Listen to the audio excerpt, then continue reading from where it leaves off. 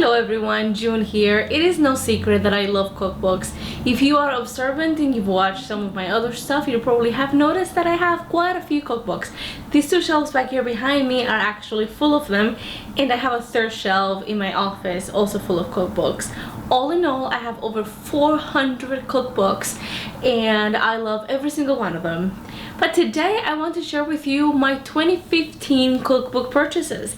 This year, or rather last year, because it's already January, I purchased 9 books and that was a slow year. I usually have a lot more. So why don't we go ahead and get started, and I will show them to you in the order that I bought them. First is this book. It is called A Kitchen in France, A Year of Cooking in My Farmhouse. And I bought it for a couple of reasons. When I saw the preview on Amazon, I liked what I saw.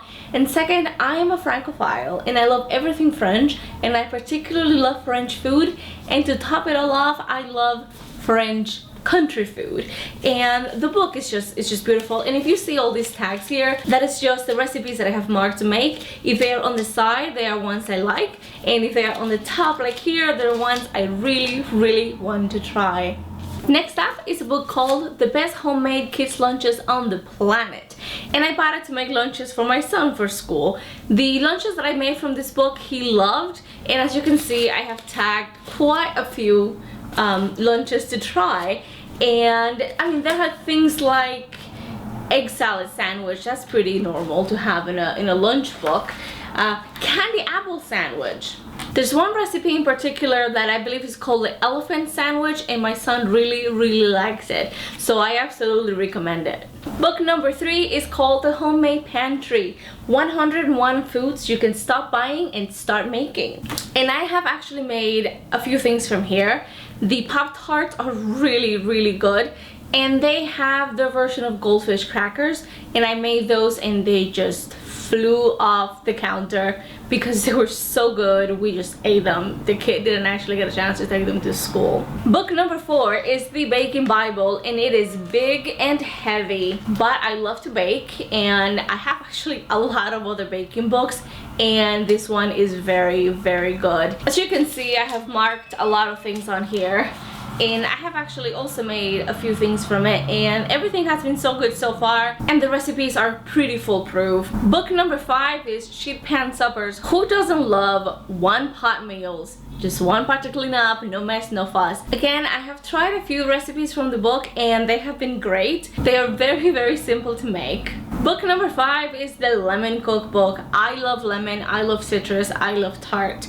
I eat lemon curd by the spoon from the jar. So when I saw this little book, I had to have it. I was actually expecting it to be a little bigger. It is very small and it's really thin, but it is packed with great recipes. And if you love tart and lemon as much as I do, then you ought to get this book.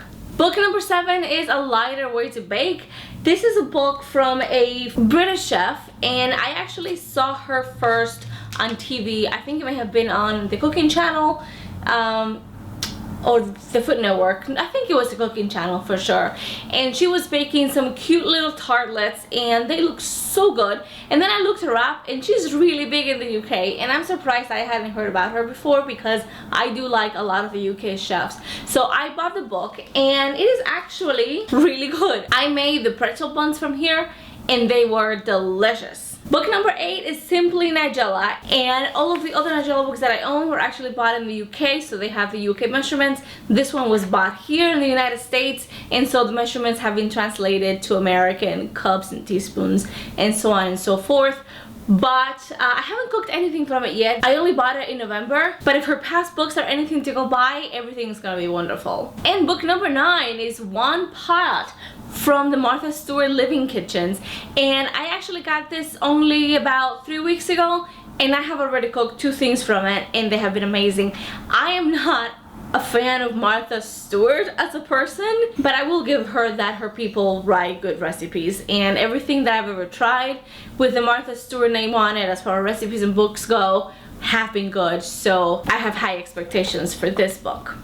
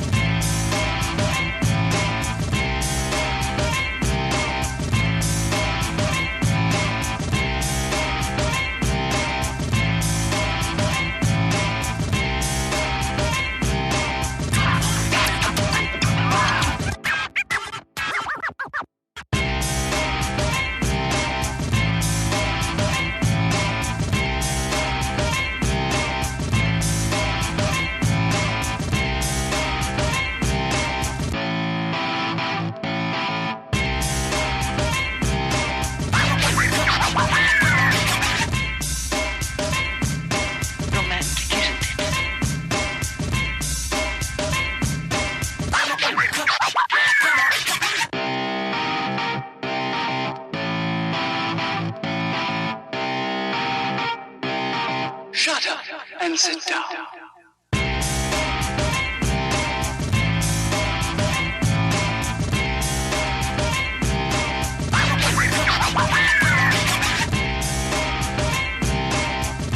And that concludes this sharing video. I love cookbooks, and maybe someday I will do a video about my favorites. I have already written a blog post about it, and I'll go ahead and link it here again so you guys can see it. But all of that back there is cookbooks. So I mean, if I was to show you all of my books, we will be here forever. But those were my 2015 purchases. I expect that this year is also gonna be a slow year because I have a lot of other things in my mind and cooking is not the top priority at the moment. But as always, thank you for watching and I will see you next time. Bye.